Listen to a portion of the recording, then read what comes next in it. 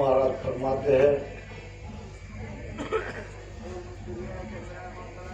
जब लग जुग में बास साई नहीं बिसरे, जब लग जुग में बास साई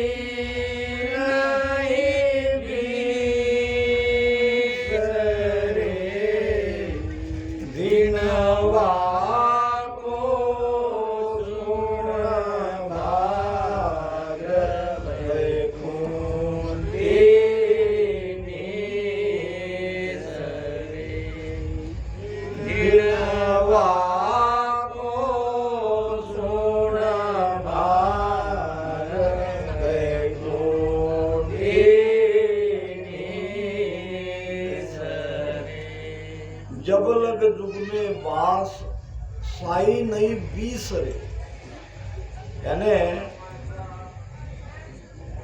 परमात्मा का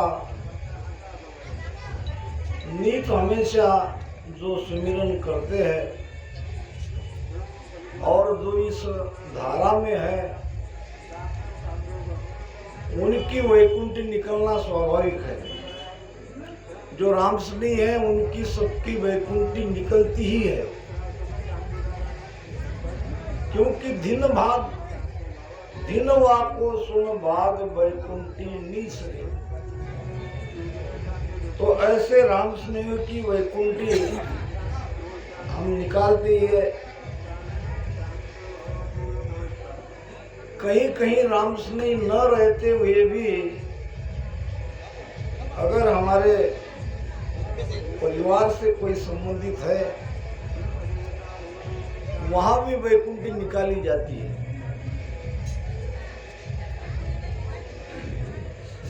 बल्कि मैं तो ऐसा कहूंगा कि कोई नाम लेने वाला रहो ना रहो, अगर हम जाके वहां उनकी वैकुंठी निकालते हैं तो इसका बहुत बड़ा लाभ हमें मिलेगा। आजकल उधर हम देखते हैं जलगांव साइड में, आप जाके देखो, जहां जहां मृत्यु होती है, ये घटना घटित होती है, वहां रामसनी जाते हैं और उन परिवार को आग्रह करते हैं कि अगर आपकी इच्छा हो तो हम वैकुंठी निकाल के इनको ले जाते हैं। और वहां जाके वो सत्संग भजन सुमिरन करते हैं। जहां मृत्यु होती है वहां पे मृत्यु का दुख कम हो जाए, ये ज्ञान वहां पे दिया जाता है, जो कि बहुत अच्छी पहल है। हम पूर्वापार से ऐसे नियम में बंधे हैं, जब आज देखते हैं तो इतना नियम बन के भी न धर्म आगे बढ़ रहा है, न हमारे बच्चे बेटा बेटी इसमें आ रहे हैं। तो ऐसे नियम से कोई लाभ नहीं होगा, बल्कि हमें उन लोगों के पास अपना हाथ आगे बढ़ाना पड़ेगा, उनके पास जाना पड़ेगा। और ये सब मैं यूं ही नहीं कह रहा, मैं महाराज के प्रमाण के साथ आपको कह रहा। गुरु महाराज क्या फरमाते हैं, कोट कोट फल होय वैकुंठी गालिया,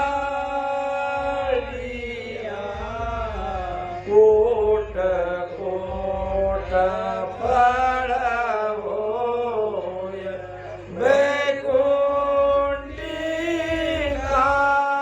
गालिया, हंस दुआ दे जाय अशुभ राचारिया, हंस दुआ दे जाय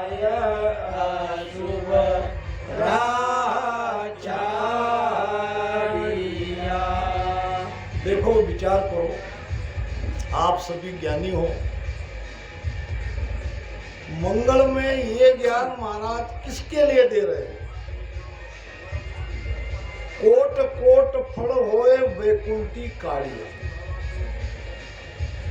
वैकुंठी निकालने वाले को कोटि कोटि फल मिलता है, उसका उसको लाभ होता है।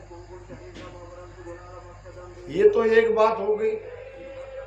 दूसरी बात, जिसकी वैकुंठी निकाल रहे हैं वो हंस दुआ दे जाए तो क्या देगा आपको? दुआ देगा। और अशुभ राह छाड़िया। अब क्या ये रामसनी के लिए कह रहे क्या महाराज? हमने तो सत्य रास्ता पकड़ा ही है। ये जो अशुभ राह से जाने वाले थे, जिसका जीवन ही पूरी तरह से चला गया यूं ही, तो कम से कम वैकुंठी निकालने के बाद उस हंस का अशुभ रास्ता छूट जाता है, आगे की उसकी यात्रा सुलभ हो जाती है, इधर उधर वो भटकता नहीं है। हंस दुआ दे जाए अशुभ राह छाड़िए। तो कम से कम हमारे परिवार वाले जो रामसनी नहीं है, हमारे माता हो, पिता हो, भाई हो और कोई रिश्तेदार हो, अगर हम वहां जाके स्वेच्छा से राम वैकुंठी निकालते हैं तो क्या होगा? गुरु ज्ञान के आधार से वो हंस हमें दुआ देगा, हमें आशीर्वाद देगा, करोड़ों फल मिलेगा, वो बात अलग। मगर उसका आगे का रास्ता सुलभ हो जाएगा। हो सकता है वो रामसनी बन जाए। तो जाने वाले हंस आत्मा के आगे के लिए अगर उसका रास्ता सुकर करना है तो वैकुंठी निकालो। किसी की भी वैकुंठी निकालोगे तो कोई बुरा नहीं होगा। नहीं तो हम क्या करते हैं, नियम में बहुत ज्यादा बन जाते हैं। वास्तव में सबसे कठोर नियम रामसनी धर्म का अगर कोई है तो वो है सुमिरन। बस भजन करते रहो, जितना हो सके उतना नियम का पालन करो। कुछ बातें समय अनुसार उसमें हमको बदलाव लाना जरूरी है। मैं यहाँ आप सबके सामने कह रहा हूँ कि हमको हमारा दृष्टिकोण बदलना है। अब लोग यहाँ तक आएंगे ये हमको भूल ही जाना है। अब हमको उनके पास जाना पड़ेगा, उनको गुरु ज्ञान बताना पड़ेगा, तभी ये धर्म बढ़ेगा।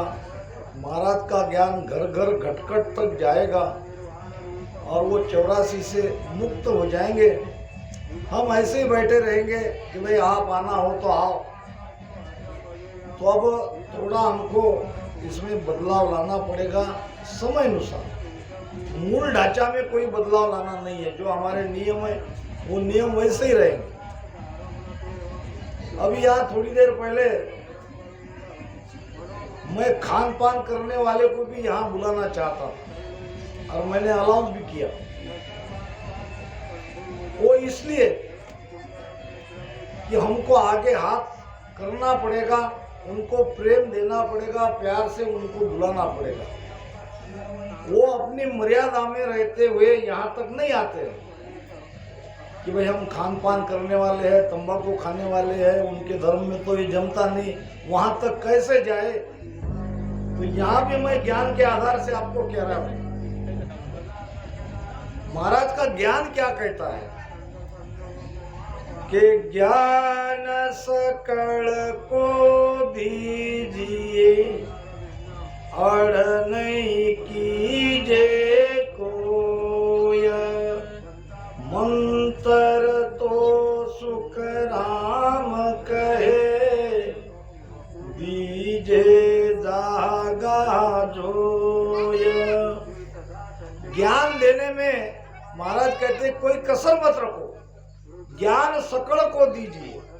वो खाता है कि पीता है उसका कर्म वो देखते रहे।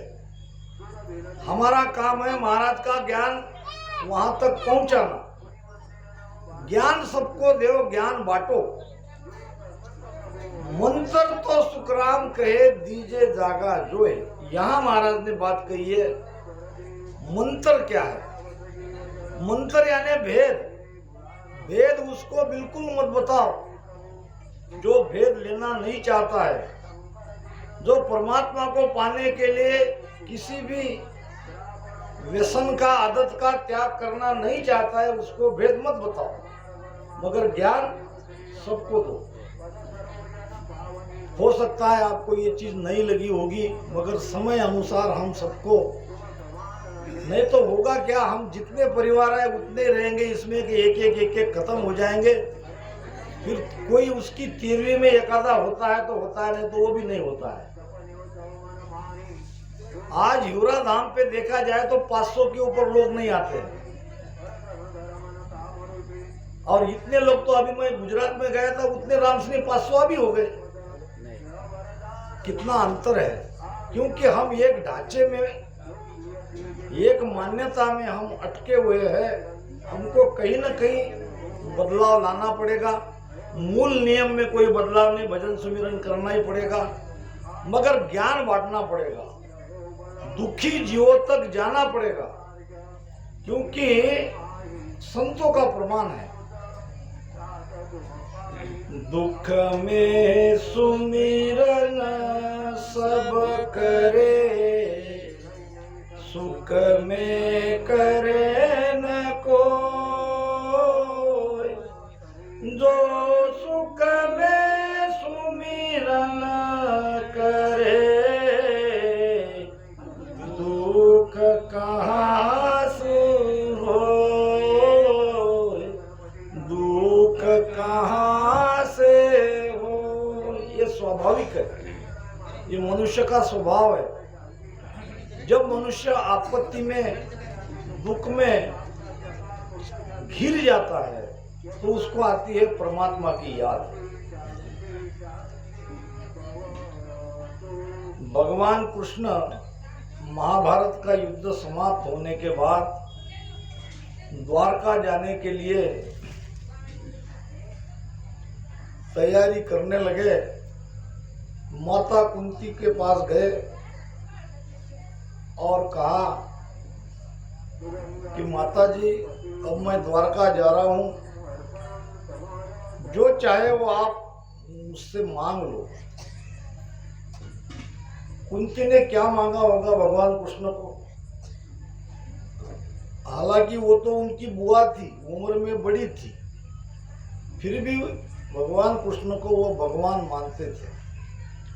माता कुंती कहने लगी, भगवान अगर देना है तो मुझे दुख दो।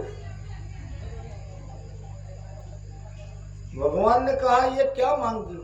अगर मांगना है तो त्रिलोक का राज मांग लो, मैं देने के लिए तैयार हूं। क्या मैं इसका कारण जान सकता हूं कि आप मुझसे दुख क्यों मांग रही हो? तो माता कुंती ने कहा, सुख में मैं आपको भूल सकती हूँ, या सुख में परमात्मा का सुमिरन नहीं होता, उसी का नाम सुख है। वो भुलाने के लिए ही आपको आता है, हम समझते नहीं। हम सब सुख के पीछे पड़े हैं, मगर सुख में क्या हानि होती है। हो सकता है सुख में हम परमात्मा को भूल जाए, मगर दुख रहा, पीड़ा रही, शोक रहा, तो तुम मुझे एक पल भी नहीं, मैं आपको भूल सकूंगी, इसलिए मुझे दुख ही दुख दो। कबीर साहब कहते हैं, सुख के सिर पर सिला पड़ो, जो पल पल राम छुड़ाए।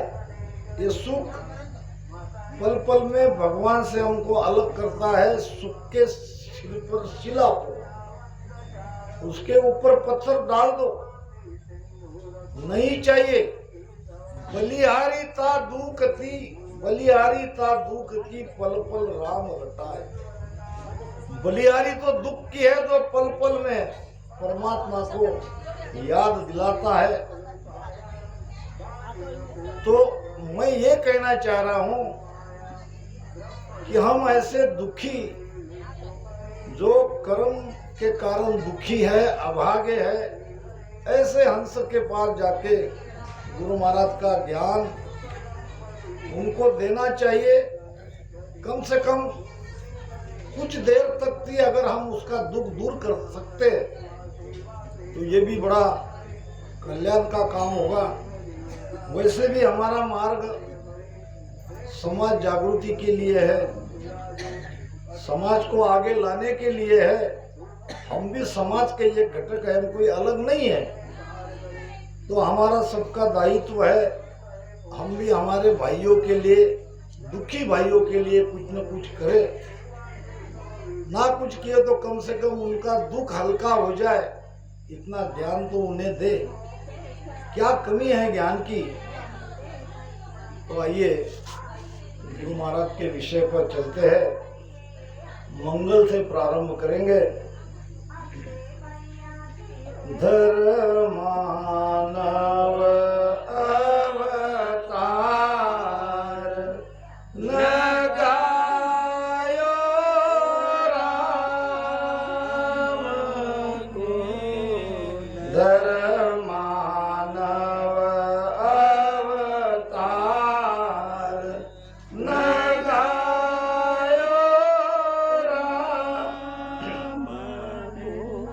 गया वे जमारो हार चल्या जमधाम को। गया वे जमारो हार चल्या जमधाम को। अंत समय के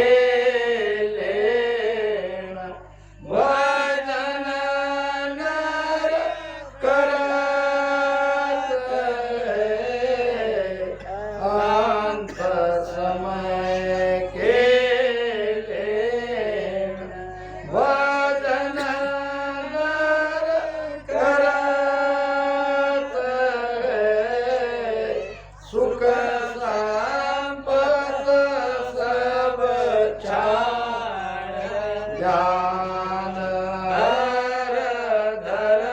धरत है, सुख संपद सब छाड़। ध्यान धरत है, सुन जो सब नर नार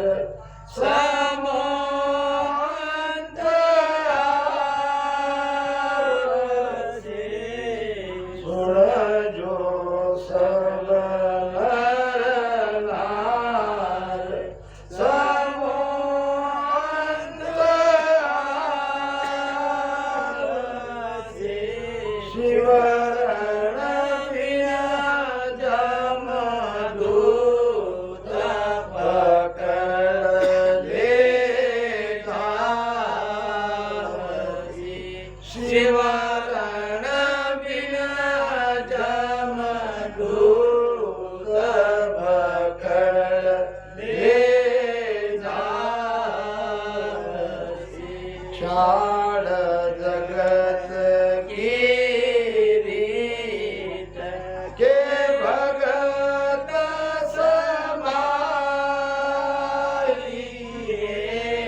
छाड़ जगत की रीत के भगत समाइए। जमदा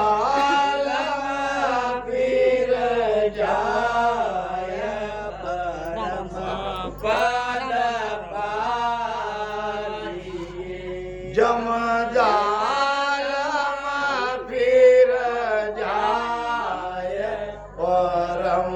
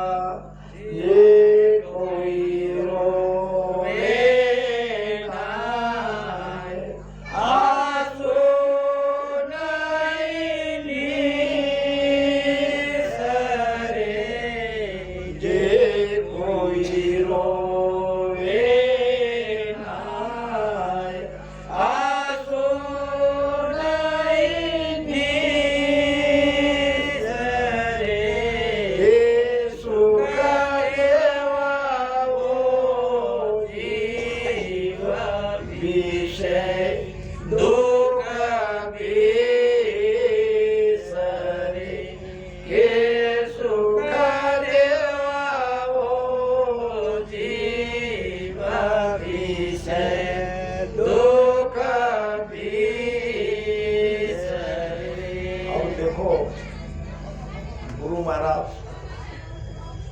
किस संदर्भ में ये मंगल में ये ज्ञान हमें दे रहे हैं।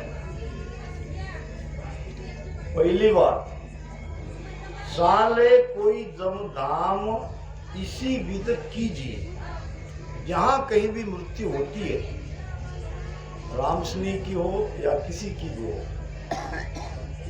अगर जिसके घर में ये घटना घटित होती है वो अगर हमें सम्मति देते हैं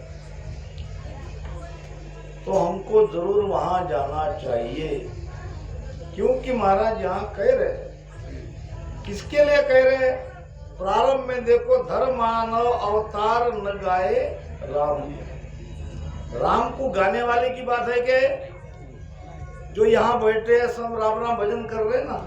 अब जो नहीं कर रहे उसके लिए ये मंगल है, जो भजन नहीं कर रहे। नहीं तो ये तो नवीनच लाओगे बापू, नवीनच बात ला रहे। देखिए कोई बात नहीं, मुझे कुछ भी कहो, मुझे कोई फर्क नहीं पड़ता। जो महाराज का ज्ञान है वो तो रखना मेरा काम है आपके सामने। विषय ऐसे मनुष्य के लिए है कि जो भक्ति नहीं करता है, मनुष्य शरीर पाकर भी वो भजन सुमिरन नहीं कर रहा है। धर्मानव अवतार न गायो राम को, और गया वे जमारो हार चलिया जमधाम। अब उसको हम रोक तो नहीं सकते, क्योंकि उसने तो अपना जीवन वैसे भी वो सब गंवा के, सारी सासा संसार के खटर पटर में व्यर्थ गंवा के वो निकल गया है। कहाँ जाएगा? अब कर्म के अनुसार उसकी गति होगी। जाहिर है कुछ कर्म अच्छे भी किए होंगे तो कुछ बुरे भी कर्म किए होंगे, दोनों तरफ से कर्म होते ही है। तो दोनों के लिए वहां स्वर्ग में भी जाएगा तो नरक में भी जाएगा, 84 तो है ही। ऐसे जीव के लिए कह रहे महाराज ने आखिर में शब्द यहाँ पे जीव ही कहा है कि जे कोई रोवे नाय आंसू नहीं। यहाँ जब हम वैकुंठी निकाल के चले गए तो पिछले 12 दिन में ये पूरे गांव में एक अलग आनंद का वातावरण है। हमारे रिश्ते नाते इसी गांव से है तो बराबर फोन आते रहता है कि महादेव के पिताजी ने कुछ भी किया होगा, क्या बातें चल रही थी किन्हीं में, मगर उसका अंत समय बहुत अच्छा हुआ। कम से कम इतना तो उसके बारे में कहा जा रहा है। तो जे कोई रोवे नाय आंसू नहीं नीसरे के सुख दे वो जीव। ध्यान रखो शब्द, ये जीव के लिए कह रहे, के सुख दे वो जीव विषय दुख बीस। जो विषयों में अधीन रहने से आगे उसको जो 84 का दुख मिलेगा, वो दुख की ज्वाला कुछ न कुछ तो थोड़ी कम होगी। तो इसके लिए हम ऐसी जगह भी वैकुंठ निकालते हैं, तो कोई उसमें बुरी बात नहीं है, क्योंकि महाराज का ज्ञान प्रमाण है। तो धर्मानव अवतार न गायो राम को, और गया वे जमारो हार सया जमधाम। हमारे संत की धारा में एक संत हुए जिनका नाम है संत सदराम जी महाराज। छोटी सी वाणी है मगर बहुत ही बढ़िया वाणी है। महाराज फरमाते हैं, कहे दास सगराम हाथ में हीरा आयो। कहे दास सगराम हाथ में हीरा आया। मिनक जन्म रा मोल घाल गोपन में बाया। बाय दिया बेसूर जब लारे रयो एक। बाय दिया बेसूर जब लारे रयो एक। पारक पड़िया रोइया गोड़ा मातो टेक। गोड़ा मातो टेक ईसा में घना गमाया। कहे दास सगराम हाथ में हीरा आया। प्रमाण ऐसा है कि कोई एक व्यक्ति था, खेती किसानी करने वाला, खेत में जा रहा था रखवाली करने के लिए। पहले जमाने में गोफन में पत्थर डाल के खेत में जो पंछी आते हैं उसको हम उड़ाते थे। आज भी कहीं होगी गोफन। तो ये रोज खेत में जाके गोफन में पत्थर डाल के खेत की रखवाली करता था। एक दिन संयोग से रास्ते में उसको हीरो से भरी थैली मिली। उसमें हीरे थे मगर उसको इसकी परीक्षा नहीं थी, परख नहीं थी। उसने देखा है तो कोई चमकीला पत्थर, मगर अब जैसा संग रहता है मन भी उसका वैसा ही होता है। सीधा साधा था, खेती किसानी करने वाला था। अब उसको लगा कि ये गोफन में डाल के खेत की रखवाली करने के लिए काम आएगा। तो सारे हीरे एक एक करके उसने सारे गंवा दिए व्यर्थ। अब बोता बोता बाय दिया बेसूर जब लारे रहे हो एक। अब एक रहा हीरा। कर्म धर्म संयोग से उसके घर में एक हीरा का पार किया। अब उसके हाथ में हीरा को देखा, कहा कि बताओ। उसने बताया, ये तुम्हें कहाँ मिला? किसान ने कहा, पहले ये बताओ ये है क्या? अरे भाई ये तो हीरा है, अनमोल हीरा है, अनमोल हीरा है। ये तो मैंने कई गंवा दिया बेकार में। अब क्या करेगा वो?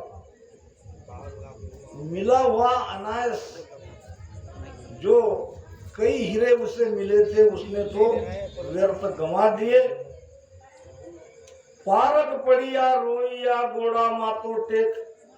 अब ये गोड़ा में माथा डाल के अब वो रो रहा है। अब रोने से वो हीरा थोड़ी वापस आएगा। वो तो कोई उठा के ले गया होगा। गोड़ा मातो टेक ईसा में घना गमाया, ऐसे हीरे तो मैंने गंवा दिए। कहे दास सगराम हाथ में हिराया। अब बात ये वो हीरा की नहीं है, यहाँ हमें मनुष्य शरीर मिला है, मनुष्य जन्म मिला है, तो इसमें हमें मिली है श्वासा, जो हीरे से भी कीमती है, अनमोल है। रोज की 21,624 घंटे की 1 मिनट की 15, अगर उसमें हम सुमिरन नहीं कर रहे हैं तो हम भी तो ये अनमोल हीरे रोज गंवा ही रहे हैं। अब धीरे धीरे जब हमें इस श्वास की कीमत का पता चलेगा कि ये श्वासा कितनी अनमोल है, इसमें भजन सुमिरन करने से क्या लाभ मिलने वाला था, तब हमें भी रोना पड़ेगा, हमें भी पछताना पड़ेगा। संतों ने कहा है कि चालत 12, बैठत 12, बैठत 12, चालत 18, सोवत जावे 30, मंथन करता 64 जावे, कब सिमरे जगदीश। ये श्वासा बैठे हैं तो कम से कम हम मिनट की 3 श्वासा बचा तो ही रहे हैं। गणित है कि 1 मिनट में हम 15 श्वासा लेते हैं। बैठत 12, बैठने से हमारी 1 मिनट में 12 श्वासा जा रही है, यानी 3 श्वासा हम बचा रहे हैं 1 मिनट के। अब 1 घंटा सत्संग किया तो कितने बचाते वो देखो। बहुत लोग कहते हैं कि सत्संग में जाके क्या फायदा।